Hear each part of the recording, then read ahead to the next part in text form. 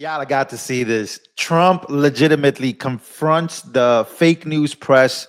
And again, inflation is down. Things are moving up. People are making shows talking about they're going to leave the country because things are going so bad.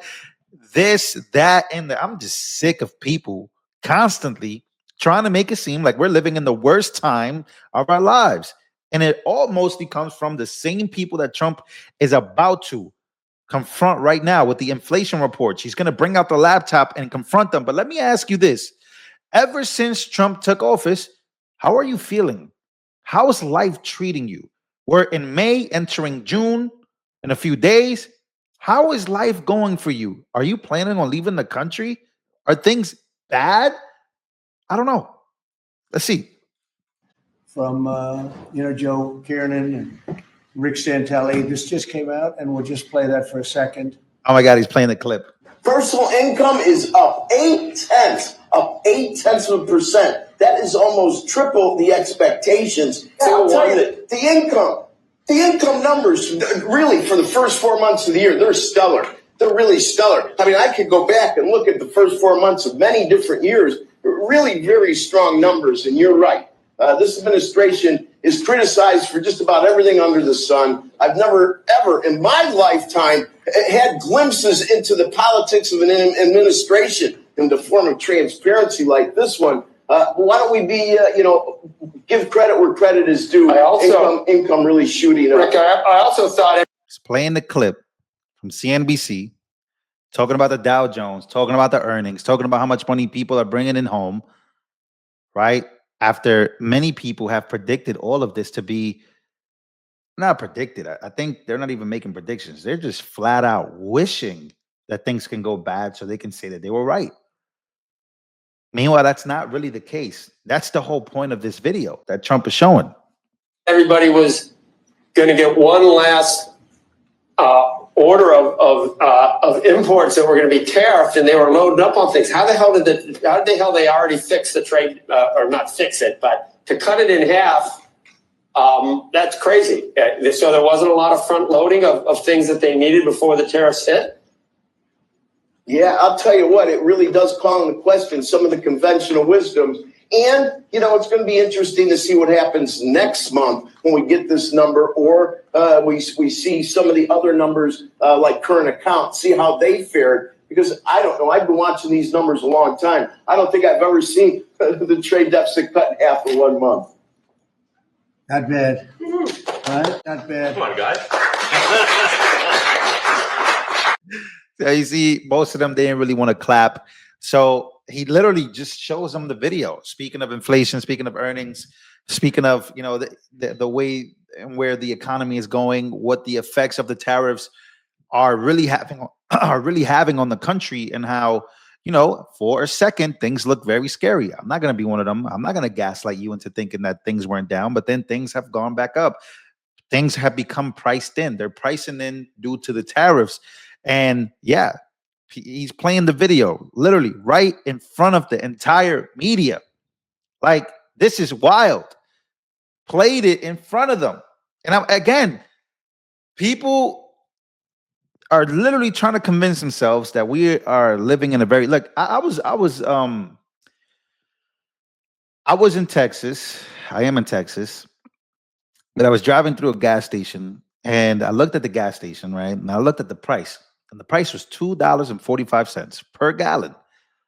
And I said, wow, I remember when gas in New York, I remember gas in Texas also being high, and gas in California still continues to be high, but that's because of the local government there. But throughout the entire country, gas is no longer $3.65, $3.75, or $3.50. Gas has gone down to the $2.90s, $2.70s, $2.60s. And in these areas that I live in, they're down to $2.45. So again, the price of living, there's a whole bunch of pardons. There's this stop on and conversations that they're trying to have so we don't go to war, so more people don't die, cleaning up the border, trying to clean up the immigration system, whether you agree with it or not. A lot of people voted for it.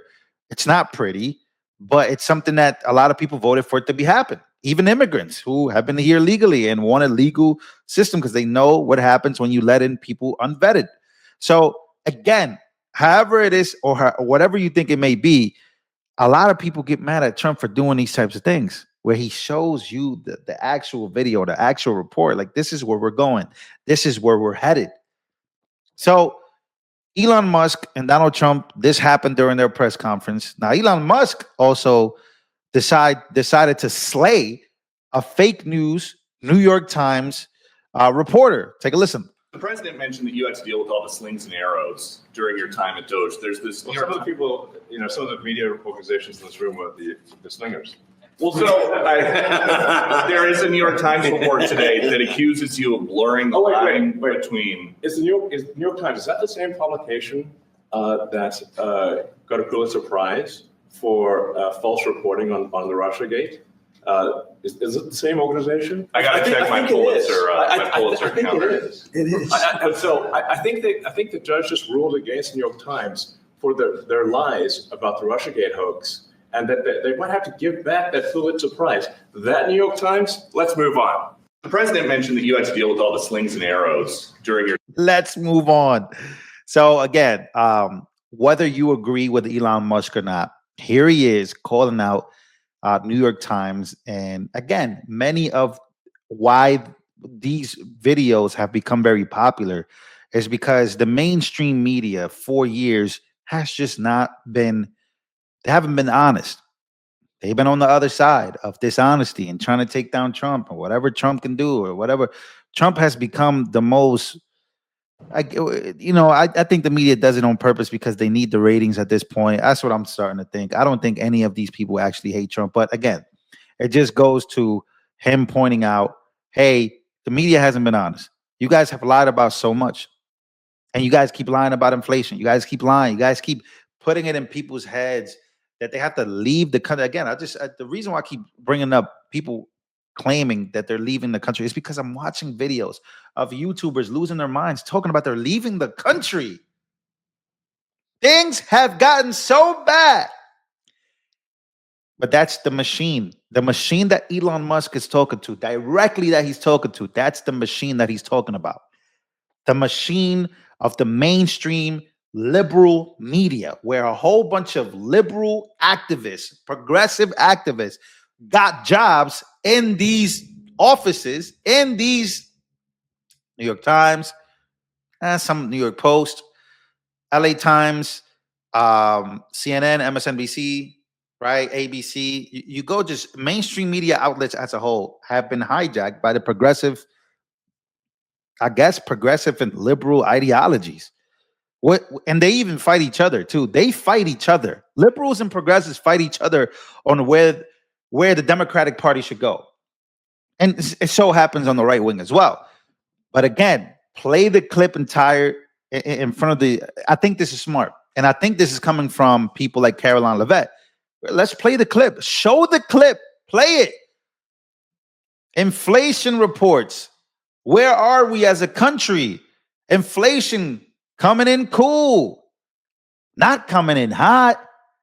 So again, this is where we're at. We got YouTubers who are liberal, progressive. I think it's progressive commentators by the name of David Pakman. He's talking about he's leaving the country. He wants to prepare. He got 1.2 million views. A lot of people are living scared instead of enjoying their lives. I think that this is the machine. The machine is this strong where it gets you to believe that, you got to prepare to leave the country. And I think that a lot of people, I don't know. I don't know where we're at. Naturalized citizens are scared.